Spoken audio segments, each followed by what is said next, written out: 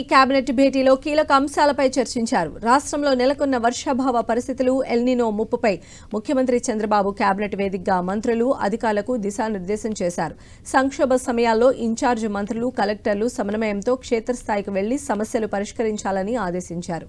Bhogapuram airport ప్రారంభోత్సవానికి ప్రధానమంత్రి రాక, మదనపల్లి ఉద్యాన హబ్ ఏర్పాటు, నదుల అనుసంధానంపై కేంద్రం సానుకూలత వంటి కీలక పరిణామాలను మంత్రులతో సీఎం అభిప్రాయాలు పంచుకున్నారు. ప్రతిపక్షాల కుట్రల పట్ల అప్రమత్తంగా ఉంటూ ప్రభుత్వం సాధించిన విజయాలను ప్రజల్లోకి బలంగా తీసుకువెళ్లాలని మంత్రులను ఆదేశించారు సీఎం చంద్రబాబు. మెగా డిఎస్సీ ప్రక్రియకు ఢిల్లీలో జరుగుతున్న ఆందోళనలకు ముడిపెట్టేందుకు వైసీపీ కుట్రపూరితంగా యత్నిస్తోందని మంత్రులు సీఎం దృష్టికి తీసుకువెళ్లారు. లేని వివాదాలను సృష్టించడమే ఆ పార్టీ నైజమని, ఆ గొడ్డలి పార్టీ కుట్రల పట్ల పూర్తి అప్రమత్తంగా ఉండాలని ముఖ్యమంత్రి సూచించారు. కేబినెట్ భేటీలో నేతన్న భరోసా పథకం అమలుపైన సుదీర్ఘంగా చర్చ జరిగింది. గత ప్రభుత్వ హయాంలో కొంతమంది అనర్హులు కూడా ఈ పథకం కింద లబ్ధి పొందినట్లు పలువురు మంత్రులు ముఖ్యమంత్రి దృష్టికి తీసుకువచ్చారు. దీనిపై స్పందించిన సీఎం అర్హులైన ప్రతి ఒక్కరికి నేతన్న భరోసా అందేలా చూడాలని, ఎలాంటి అక్రమాలకు తావు ఉండదని అధికారులను ఆదేశించారు. నిజమైన నేతన్నలకు ఎట్టి పరిస్థితుల్లోనూ నష్టం జరగకుండా అర్హులకు మాత్రమే మేలు చేసే విధంగా పథకాన్ని పారదర్శకంగా అమలు చేయాలని స్పష్టం చేశారు.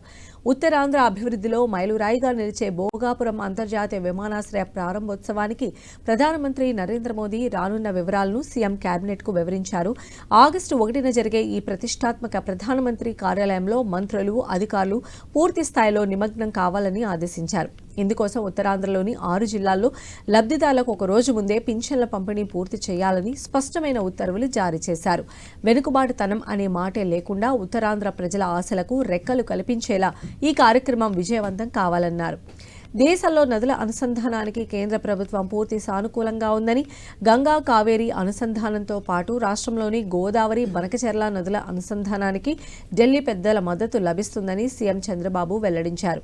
కేంద్రం నుంచి వివిధ శాఖలకు రావాల్సిన నిధులపై మంత్రులు ప్రత్యేక దృష్టి సారించాలన్నారు.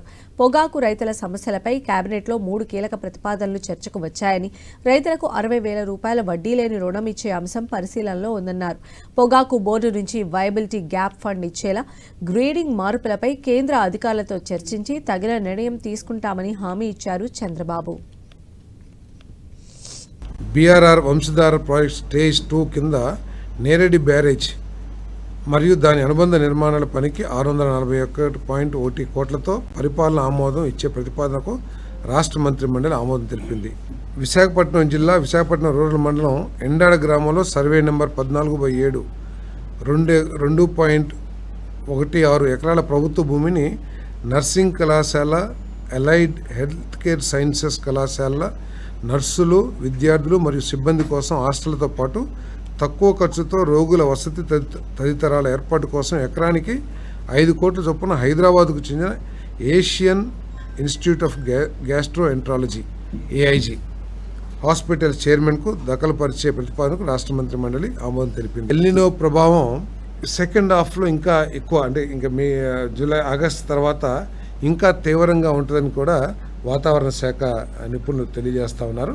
ఇప్పటికే దాదాపు 51% డెఫిసిట్ రెయిన్ఫాల్. భవిష్యత్తులో మొత్తం సంవత్సరం మీద కూడా చూసుకుంటే ఇది ఇంకా ఎక్కువ అయ్యే పరిస్థితి కూడా